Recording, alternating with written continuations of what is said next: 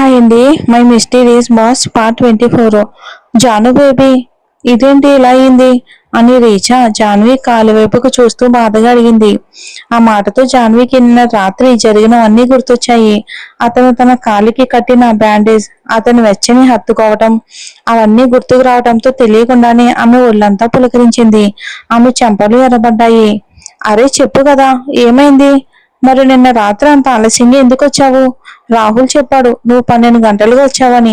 నేను నిన్ను కలవడానికి రావాలనుకున్నాను, కానీ మొన్న డ్రింక్ వల్ల నిన్నంతా నాకు తలనొప్పితోనే గడిచిపోయింది అని రీచా చెప్పింది. ఆ మాటలు విన్న జానవి ముఖంలో భావాలు ఒక్కసారిగా మారిపోయాయి. నిన్న అతని పుట్టినరోజు, నేను మర్చిపోయాను అని జాన్వి బాధగా చెప్పింది. అదే సమయంలో ఆమె కంటి నుంచి ఒక కన్నీటి బొట్టు జారింది. ఏ పిచ్చమ్మాయి, నువ్వెంత బిజీగా ఉంటావో కదా, అందుకే మర్చిపోయి ఉంటావు. సరే సరే, మరి అతన్ని కలిసావా అని రీచా ప్రేమగా అడిగింది. జాన్వి బాధగా లేదు అన్నట్టు తలూపింది. హాస్పిటల్లో కలిసే సమయం అయిపోయింది, వాళ్ళు కలవనివ్వలేదు అని జాన్వి బాధగా చెప్పింది. సరేలే, ఈ ఆదివారం మనిద్దరం వెళ్ళి అతన్ని కలుద్దాం, అతనికి ఇష్టమైన తిండి తీసుకెళ్దాం, అతను కూడా సంతోషపడతాడు అని రీచా చెప్పింది. అలా చెప్తూనే ఆమె కళ్ళల్లో కూడా నీళ్లు తిరిగాయి. కానీ ఎంతో కష్టంగా ఆమె తన కన్నీళ్లను ఆపుకుంది.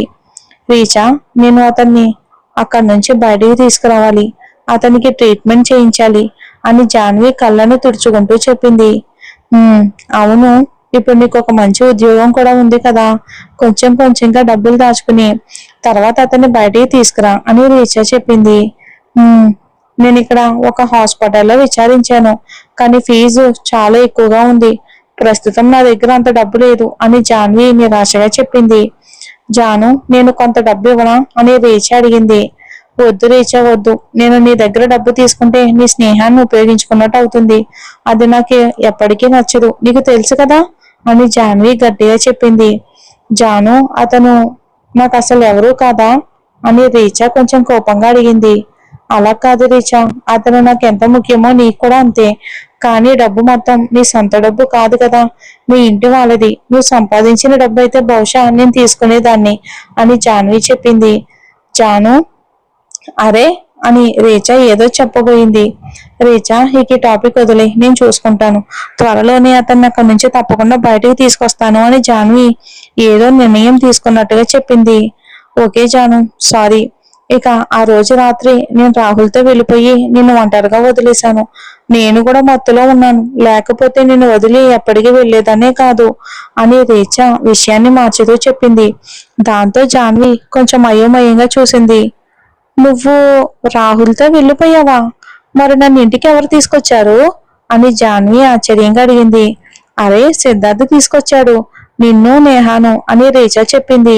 అది విన్న జాన్వి కొంచెం సిగ్గుపడింది. ఆమెకు సిద్ధార్థ జరిగిన సంభాషణ గుర్తొచ్చింది. ఆఫీసులో అతను తాగడం గురించి తనను మందలించిన విషయం. అప్పుడు అతనికి తన విషయంలో ఏదో సమస్య ఉందో అర్థం కాక మనసులో అతన్ని ఎన్నిసార్లు తిట్టుకుంది.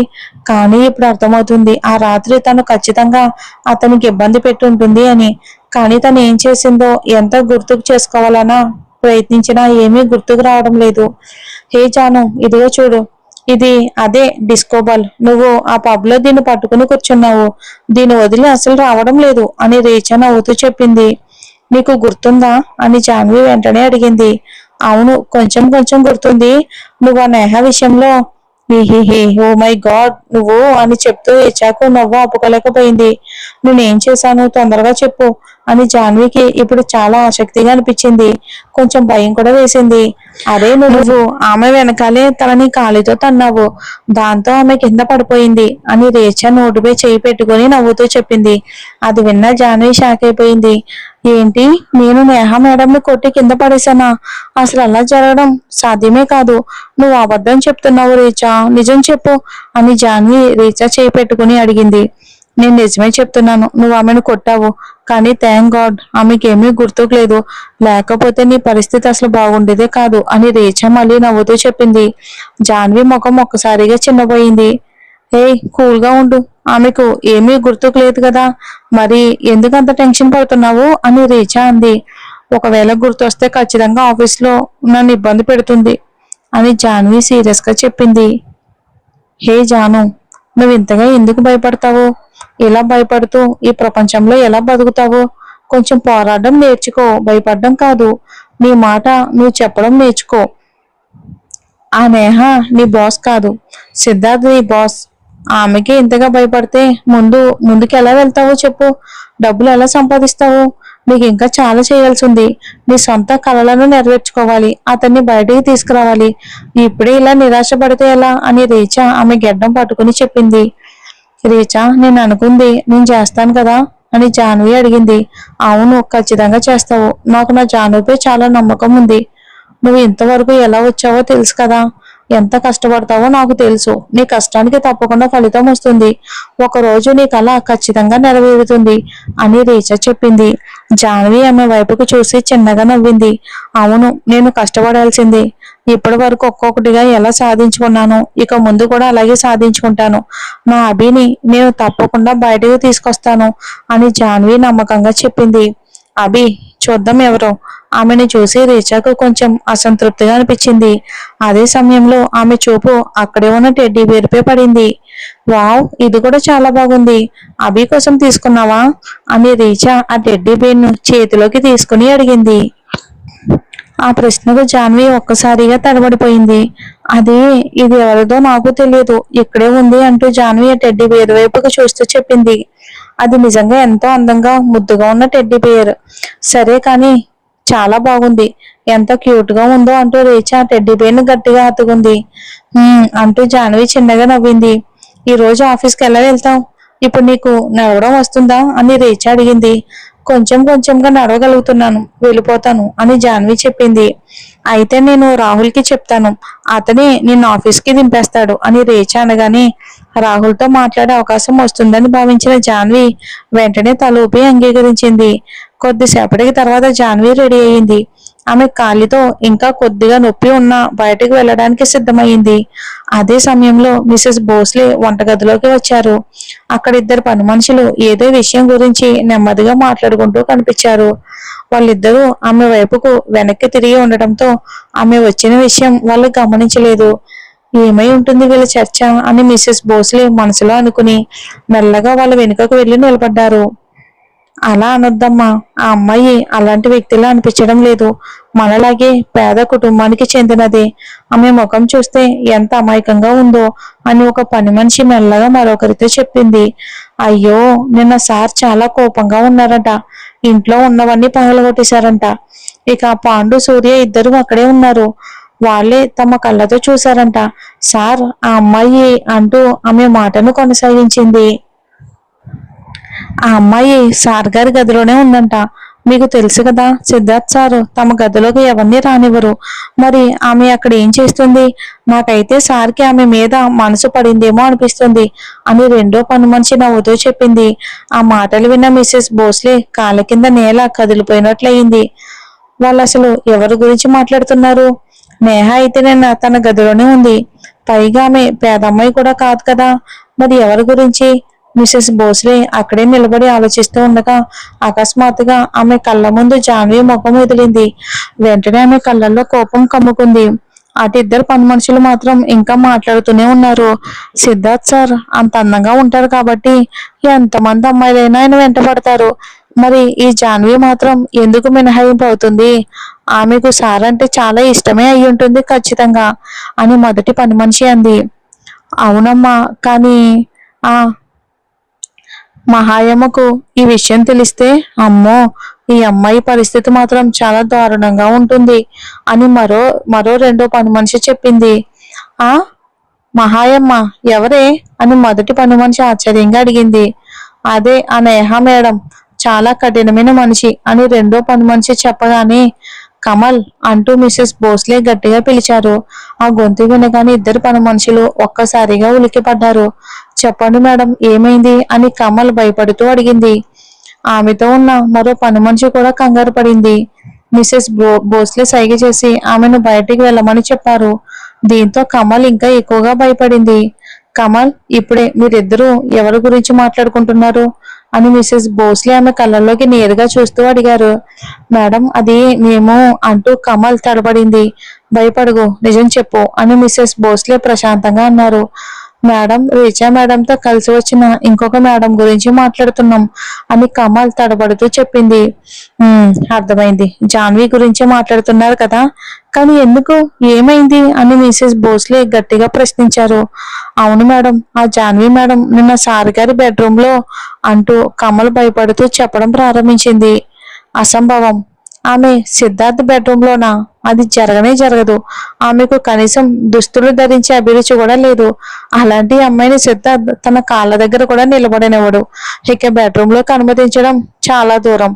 ఆమెకు సరిగ్గా నడవడం కూడా రాదు, సరిగ్గా తినడం రాదు. ఏదో చిన్న బస్తీ నుండి వచ్చిన అమ్మాయి. ఇక అక్కడికే ఆమె బాగా సరిపోతుంది. సిద్ధార్థ్ అలాంటి అమ్మాయిని పట్టించుకోవటం అసలు సాధ్యం కాదు. మీ ఇద్దరికీ ఏదో అపార్థం జరిగింది అంటూ మిసెస్ భోస్లే కోపంగా అన్నారు. కమల్ తలదించుకుని నిశ్శబ్దంగా నిలబడింది. ఈ విషయాలన్నీ నీకెవరు చెప్పారు అని మిసెస్ భోస్లే అడిగారు.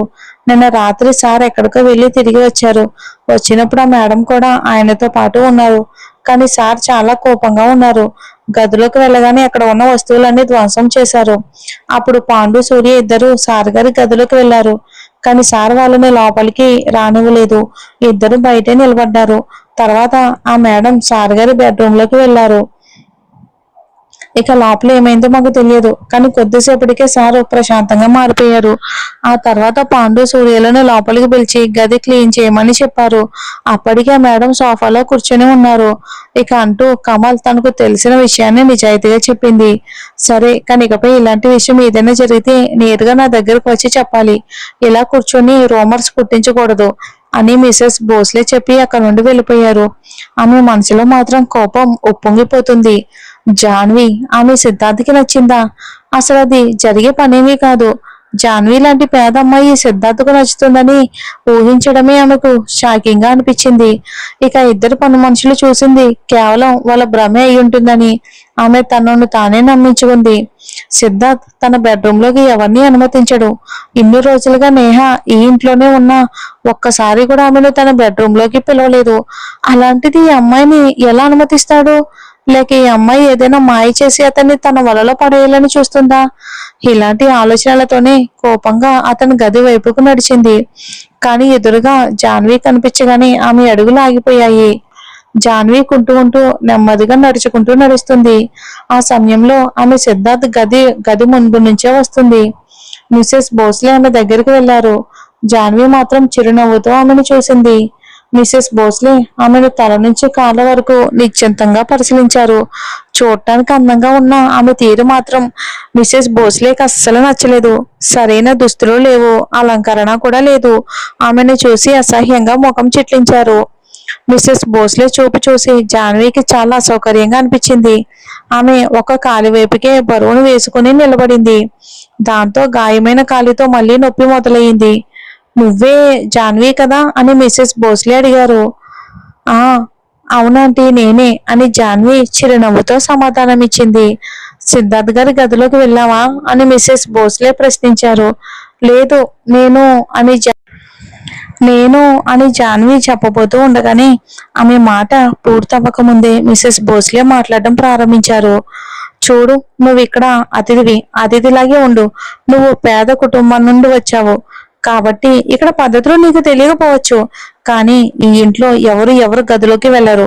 నీకు ఇచ్చిన గది తప్ప ఇంకెక్కడికి వెళ్ళకూడదు. ముఖ్యంగా సిద్ధార్థ్ గదిలోకి అస్సలు వెళ్ళొద్దు. ఇక మాలాంటి పెద్ద కుటుంబంలోని వ్యక్తిగత గోప్యతను చాలా విలువ ఉంటుంది. ఆ విషయం ఎప్పుడూ గుర్తుంచుకో నువ్వు అంటూ మిసెస్ భోస్లే గంభీరంగా చెప్పారు జాన్వికి. ఇక మిసెస్ భోస్లే ఎలాంటి ఆప్యాయత లేకుండా కఠిన గొంతుతో చెప్పారు. కానీ మేడం అని జాన్వి అయోమయంగా ఏదో చెప్పబోతూ ఉండగానే ఆమె చేతితో ఆగమని సహి చేశారు. నువ్వు మా కంపెనీలోనే పని చేస్తున్నావు కదా అని మిసెస్ భోస్లే అడిగారు. అవును అని జాన్వి సమాధానం ఇచ్చింది. ఇక నుంచి నన్ను మేడం అని పిలువు అని మా కంపెనీలో అందరూ నన్ను అలాగే పిలుస్తారు. నువ్వు రీచా స్నేహితురాలవైనా మా కంపెనీలో ఉద్యోగివే కదా, అందుకే అని మిసెస్ భోస్లే అన్నారు. ఆ మాటలు విన్న జాన్వికి కాలిలో ఉన్న గాయం కంటే ఆమె మాటలే ఎక్కువ బాధను కలిగించాయి. అయినా బాధను ముఖంలో కనిపించనీయకుండా వెంటనే తన భావాలను దాచుకుంది. సరే మేడం, క్షమించండి అంటూ జుట్టును వెనక్కి సర్దుకుంది. గుడ్ అని చెప్పి వచ్చినట్టుగానే మిసెస్ భోస్లే వెళ్ళిపోయారు వెనక్కి. వాళ్ళకు నాపై ఏమైనా అభ్యంతరమా? ఎందుకు ఇలా ప్రవర్తిస్తున్నారు అని జాన్వి మనసులోనే అనుకుని బాధపడింది. చూద్దాం ఏం జరుగుతుందో.